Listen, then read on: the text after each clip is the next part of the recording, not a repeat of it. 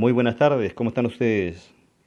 Sean bienvenidos nuevamente a este espacio que hemos denominado Teología Cristiana, un espacio que hemos abierto en las redes sociales para predicar, para enseñar la sana doctrina. En esta oportunidad que les habla el hermano Alejandro Alizama, ha querido compartir con ustedes una palabra que se encuentra, siento, ahí en Marcos capítulo número 2, versículo 1 al 12. El título de este mensaje le he puesto Trayendo el paralítico a Cristo. Vamos a leer la palabra de Dios en el capítulo número 2 de Marcos, de los versículos 1 hasta el número 6. Entró Jesús otra vez en Capernaum después de algunos días, y oyó que estaba en casa, e inmediatamente se juntaron muchos, de manera que ya no cabían ni aún a la puerta, y les predicaba la palabra. Entonces vinieron a él unos trayendo un paralítico, que era cargado por 4. Y como no podían acercarse a él a causa de la multitud, descubrieron el techo de donde estaba, y haciendo una abertura, bajaron el lecho en que yacía el paralítico. Al ver Jesús la fe de ellos, dijo al paralítico: Hijo, tus pecados te son perdonados. Estaban allí sentados algunos de los escribas, los cuales cavilaban en sus corazones: ¿por qué habla éste así? Blasfemias dice. ¿Quién puede perdonar pecados sino solo Dios? Y conociendo luego Jesús en su espíritu que cavilaban de esta manera dentro de sí mismo, les dijo: ¿por qué caviláis así en vuestros corazones? ¿Qué es más fácil, dice Jesús? ¿Decir al paralítico, tus pecados te son perdonados? ¿O decirle, levántate, toma tu lecho y anda? Señor, te doy gracias por tu palabra en esta oportunidad. Señor, por intermedio de tu palabra, Señor, te pido una bendición para los oyentes, para mis hermanos, para quien escuche este mensaje a través de las redes sociales. Señor, te doy gracias. Usa mi vida en este momento en el nombre poderoso de Jesús. Amén. Pues bien, la evangelización en ciertas ocasiones requiere de más de una persona para ser efectiva. Esto es lo que llamamos la cooperación en la salvación. En los pasajes que estaremos usando para la predicación de hoy, encontramos un viejo ejemplo de esto. La participación de 4 hombres fue necesaria para traer a un paralítico delante del Señor con el propósito de ser sanado. Comenzaremos diciendo que este paralítico es una representación del hombre sin Cristo, de aquel que yace postrado sin poder valerse por sí mismo, pero sobre todo sumergido en una condición de vergüenza, temor y profunda tristeza. Tal y cual hay muchos de nosotros hoy en día, ¿cierto?, en nuestros hogares, en nuestros barrios, en nuestras oficinas, en el colegio, en la universidad, algún compañero de ustedes. Por supuesto que hablamos del hombre sin Dios. Y por cuanto está en semejante estado, es necesario traerlo al conocimiento de Cristo, el único que puede levantarlos de semejante condición humana y espiritual como un hombre depravado. El evangelista Marcos describe esta escena de una manera muy viva, abundando en detalles sobre los demás evangelios. Algunos eruditos estiman que este milagro ocurrió en la casa de Pedro, pero como quiera que haya sido, en esa casa sucedió un extraordinario milagro donde se puso en evidencia que Jesucristo era Dios, al mostrar que podía perdonar pecados y sanar al paralítico. Sin embargo, el crédito de esta historia se lo llevan los 4 hombres quienes superaron todos los obstáculos y lograron poner al paralítico ante la presencia del Señor.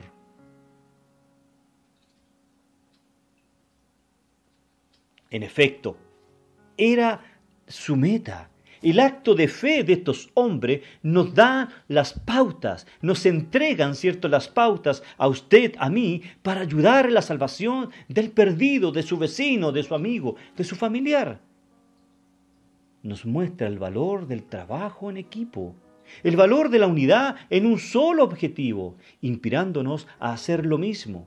Veamos, pues, cómo poner la fe en acción.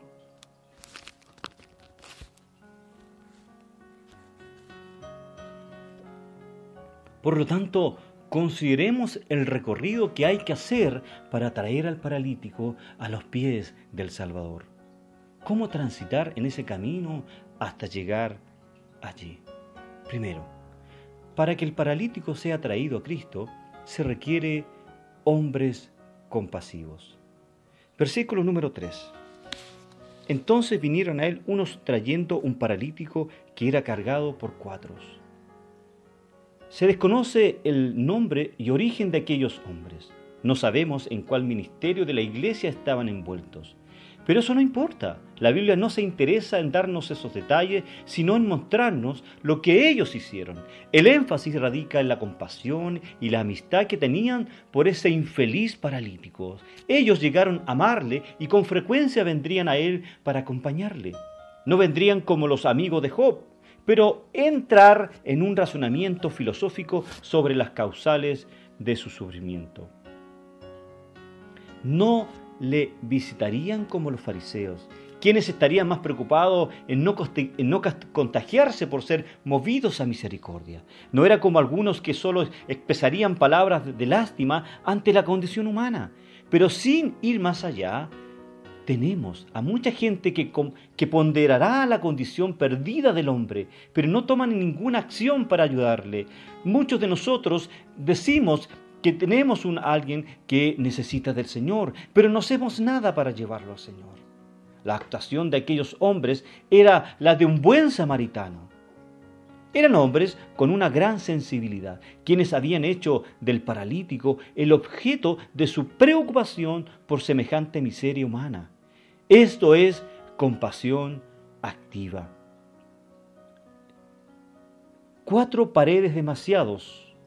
Versículo número 3. Estos hombres no demuestran que antes de que podamos traer a alguien a Cristo, primero debemos tener compasión por ellos. El contacto de corazón a corazón es el que ablanda nuestra sensibilidad. Y nos ponemos en el camino para buscar ayuda al necesitado. La compasión por aquel hombre les llevó a preparar un encuentro con Jesucristo. Nos llama la atención que en la sanidad y la salvación del paralítico se usaron 4 hombres.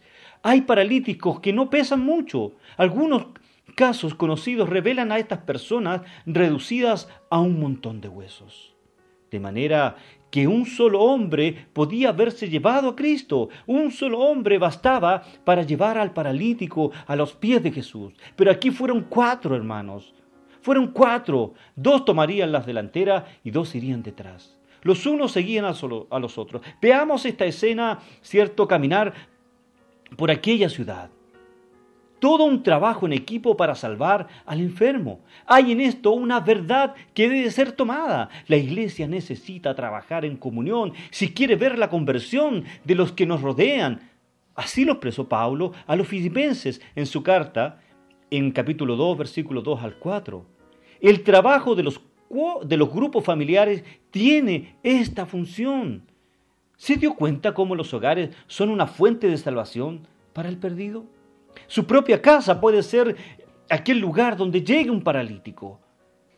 Su trabajo puede ser aquel lugar donde llegue un paralítico. Tu colegio, tu sala de clase puede ser aquel lugar donde llegue un paralítico. Y ahí tienes que estar tú para ayudarle a conocer al Señor para que Él pueda ser sanado.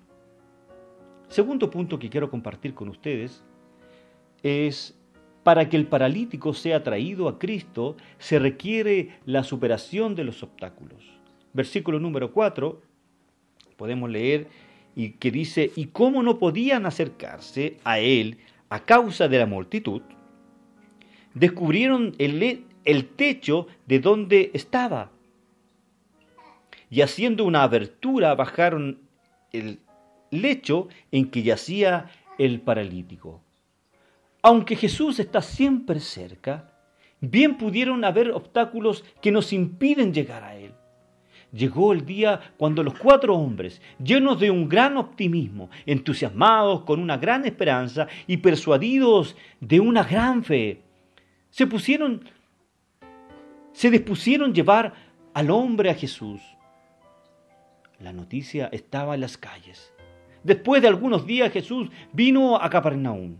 Algunos piensan que aquella fue la última vez que él vendría a la ciudad. Para aquellos hombres, el tiempo de la salvación, por lo tanto, era urgente. Si no lo llevaban ahora, no habría otra chance para ellos. De modo que frente a este reto, un solo asunto dominaba la determinación de estos 4 amigos: traer a su amigo, el enfermo, a Cristo.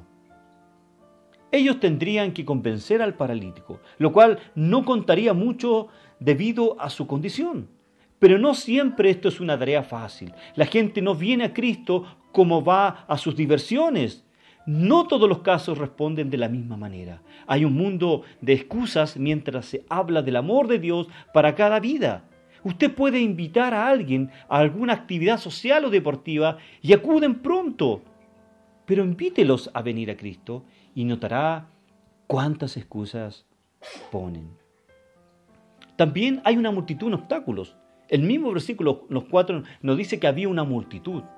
¿Cuánta gente estaría apostada en la puerta oyendo del Maestro sus más inigualables enseñanzas? Podemos imaginarnos el cuadro. Aquellos hombres cargaron por cierta distancia al enfermo, pero ahora no pueden entrar. Es posible que al principio vinieran los momentos de desaliento y hasta frustración, pero ellos vencieron sus propios sentimientos de fracasos. Ellos no vinieron la multitud para llegar a Cristo. Ellos, por lo tanto, no vieron la multitud para llegar a Cristo.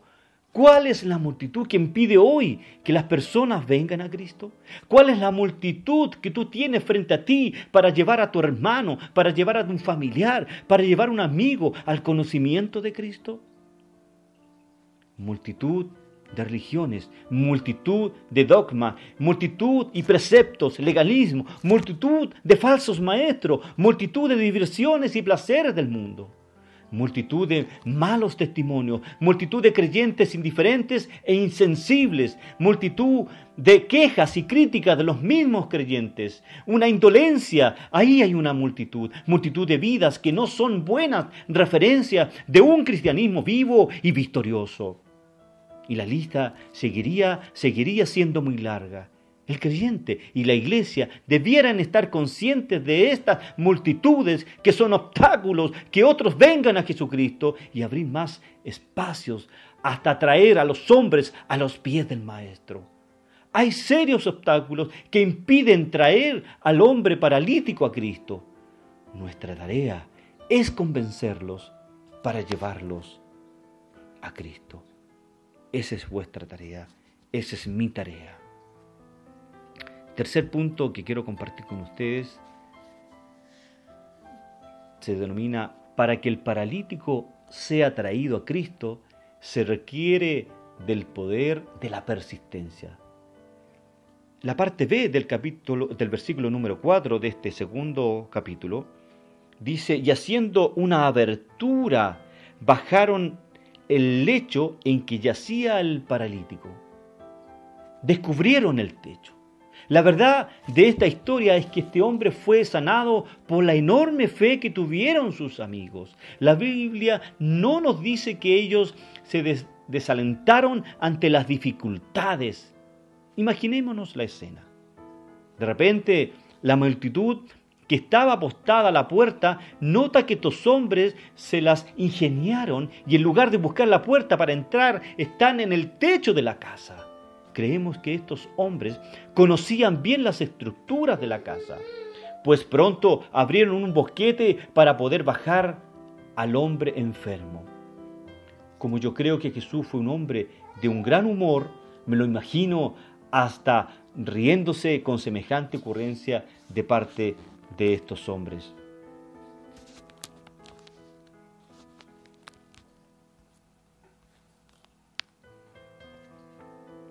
Ahora vea esto.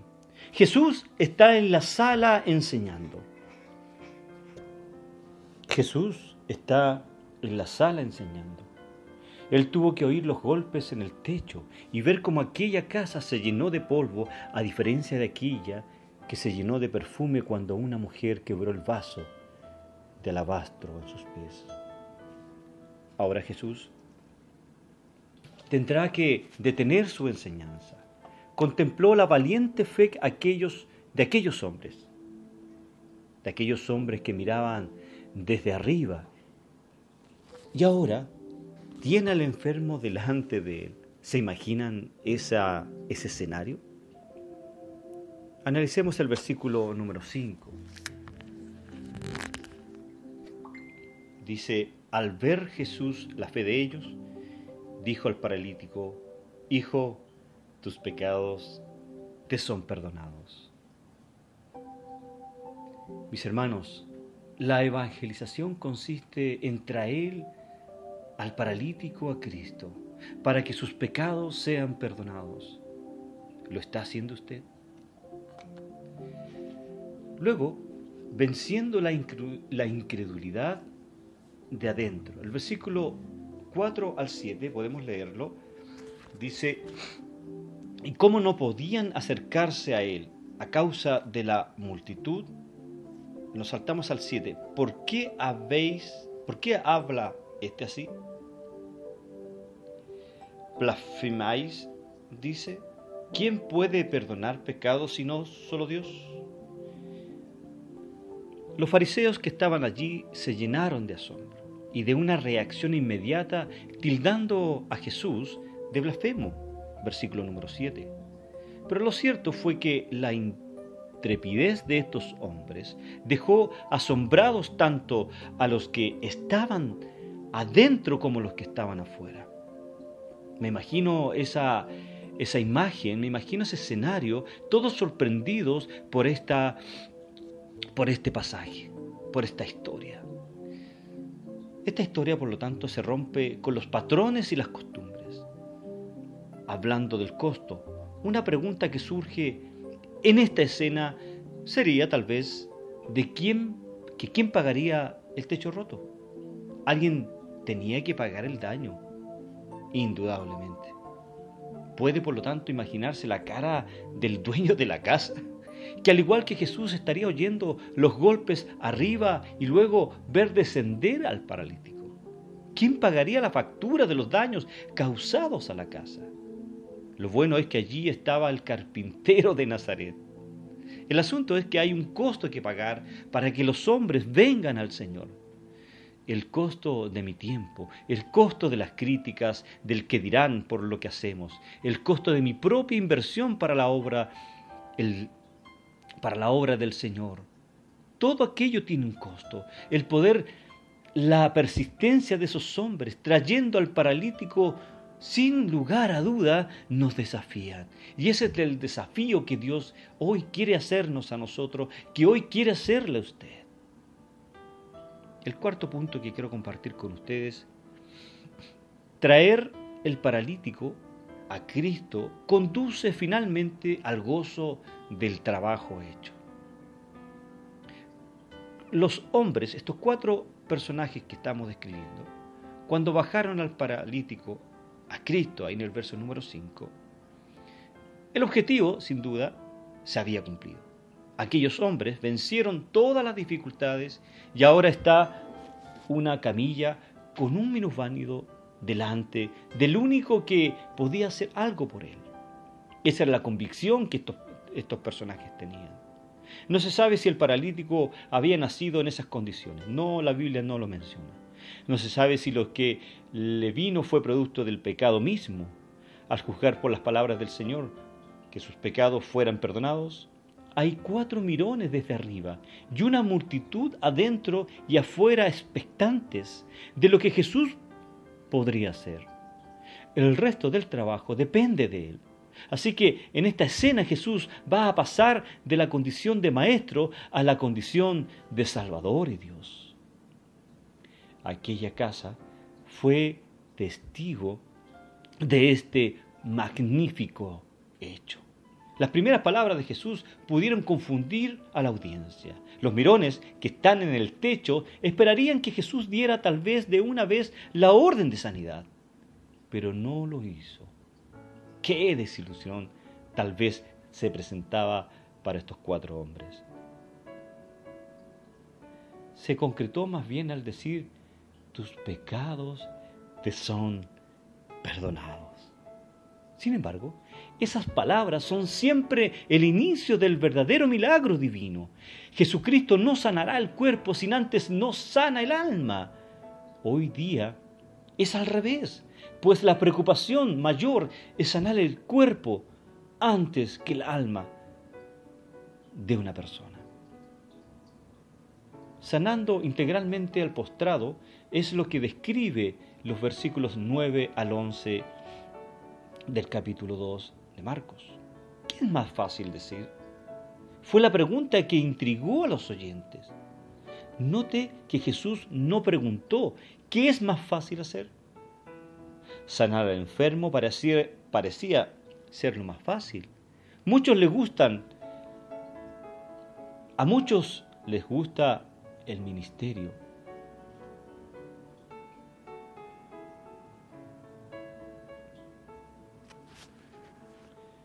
De lo sensacionalista. A muchos hoy conocemos, ¿cierto?, en las redes sociales respecto a estas megas predicaciones, mega eventos, ¿cierto?, que simplemente tienen sensacionalismo y nada del Señor. Muchos les gusta el ministerio de lo sensacional y el sanar a los enfermos es uno de ellos. Tenemos cientos de pseudos hermanos, pseudos pastores que están predicando este tipo de evangelio. Pero perdonar pecados, siendo esto la raíz de todos los males y una tarea divina, no es muy popular. Así que Jesús hizo el trabajo completo. Hizo las 2 cosas que solo Dios podía hacer: perdonar y sanar. Y de esta manera, frente a la mirada atónica de los presentes, los 4 hombres pudieron ver que el hombre que vivió paralizado y acostado ahora se levantó. Y la cama que un día le llevaba, ahora él lleva a su casa. Aquello tuvo que ser un momento de mucho gozo. Todos, y en especial los 4 amigos, dijeron: nunca hemos visto tal cosa, dice el versículo 12. ¿Cuánto gozo produce la salvación de un perdido? Estos 4 hombres representan a la iglesia. La tarea de ella es traer a los paralíticos a los pies de Jesús. Hay gozo cuando un pecador se arrepiente. ¿Tiene usted el gozo de traer otros a Cristo? Para concluir el mensaje de hoy, quiero señalar y leer lo que dice el versículo número 12. Entonces él se levantó enseguida y tomando su lecho salió delante de todos, de manera que todos se asombraron y glorificaron a Dios, diciendo: nunca hemos visto tal cosa. Esta es la meta final de la evangelización que usted y yo debemos tener. Que los hombres glorifiquen a Dios por las obras que Él hace, en este caso en particular, en el paralítico. Pero hoy día nosotros, ¿cierto?, debemos glorificar a Dios con las cosas que hacemos. Con las cosas que usted hace en su trabajo, con las cosas que usted hace en su hogar, con las cosas que usted hace en su iglesia. Con eso debemos glorificar a Dios. Tal como los hombres, dice el capítulo 12, que glorificaron a Dios y asombrados por las maravillas que Dios había hecho en ese lugar. Este es el gozo final del que evangeliza. La actuación de estos hombres nos muestra cómo debiera darse la tarea de evangelización. Ellos no revelan que si no hay compasión, no hay interés por el perdido. Nos dicen que si no hay unidad, el perdido quedará tendido en su condición. Los 4 tomaron un lado de la cama y lo levantaron. Nos dice que aun cuando el camino al Señor esté impedido por una multitud de obstáculos, Hay que ser perseverantes y osados hasta llevar a los hombres al Señor. Y sobre todo, ellos no muestran que hay gozo en el cielo y en el corazón evangelizador cuando vemos a los hombres levantarse de su estado y glorificar al Señor por el cambio de sus vidas.